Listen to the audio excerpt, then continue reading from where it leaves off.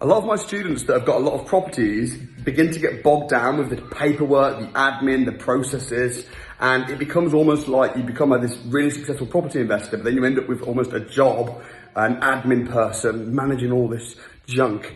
My advice, don't get virtual assistants because they'll just have a part-time attitude. My advice is to replace yourself by hiring somebody. Hire an employee. The employee that you hire, you want to write a training manual for them. All the jobs that you're doing that you think someone else could do, write them down exactly how they're done. Put it into a training manual. When you hire somebody, hire an assistant. Get them to do all these jobs. Every time they have a question for you, or you need to help them when they get stuck, help them, add it into the training manual. This ever-growing, ever-evolving training manual, when that employee leaves, which they probably will, you can easily replace them because you've got a training manual which is doing basically all your junk. That's my advice when you start succeeding in property.